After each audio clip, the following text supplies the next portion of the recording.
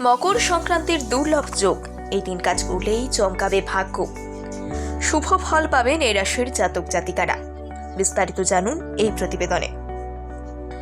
নতুন বছরের প্রথম দিকেই যে বিশেষ যোগাযোগ তৈরি হয় তা হলো মকর সংক্রান্তি। জ্যোতিষ শাস্ত্রে এই সংক্রান্তির যোগাযোগের বিশেষ গুরুত্ব রয়েছে। এই মকর সংক্রান্তিতে অনুষ্ঠিত হয় গঙ্গা সাগর মেলা। প্রচুর পুণ্যার্থী এসে উপস্থিত হয় সাগরে। মকর রাশিতে সূর্যের আগমনের সময়কেই বলা হয় মকর সংক্রান্তি।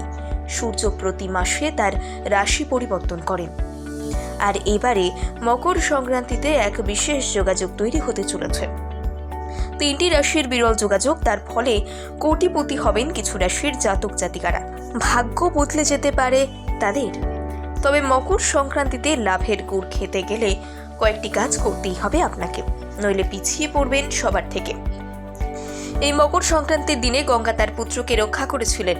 2024 সালের 15 জানুয়ারি সোমবার তৈরি হতে চলেছে এই যোগাযোগ। ধনু রাশি ছেড়ে মকর রাশিতে প্রবেশ করবে সূর্য। সকাল 7:10 শুরু হবে মাহেন্দ্রক্ষণ। শুভ মুহূর্ত থাকবে সন্ধে 5:45 পর্যন্ত। এবার মকর সংক্রান্তিতে রবি যোগ, মঙ্গল, বুধ এবং ধনু রাশিতে অবস্থান করবার ফলে ধনু রাশির জাতক জাতিকারা অর্থে ফুলে ফেপে উঠবেন। এই ব্যক্তি রাজনীতি এবং লেখালেখিতে বিশেষ সুনাম অর্জন করবেন। রবি যোগের ফলে সম্পত্তি বৃদ্ধি পাবে এবং সৌভাগ্য বাড়বে। একই সঙ্গে লাভবান হবেন মকর এবং কুম্ভ রাশির জাতক জাতিকারাও।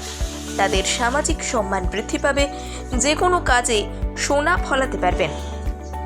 এই মকর সংক্রান্তিতে 3টি কাজ অবশ্যই করুন, তাতে হাতে নাতে পাবেন ফল। মকর সংক্রান্তিতে সূর্য অর্থাৎ শনি, পিতা এবং পুত্রকে খুশি করার জন্য কয়েকটি জিনিস দান করতে হবে, যেমন তামা, গুড়, তিল, লাল ফুল এবং কাপড়।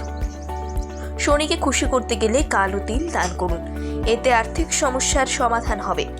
অর্ঘ্য প্রদান করতে গেলে মকর সংক্রান্তিতে গঙ্গা জল দিয়ে স্নান করে ওম হ্রিং হ্রিং সূর্যায় নমঃ এই মন্ত্র জপ করুন।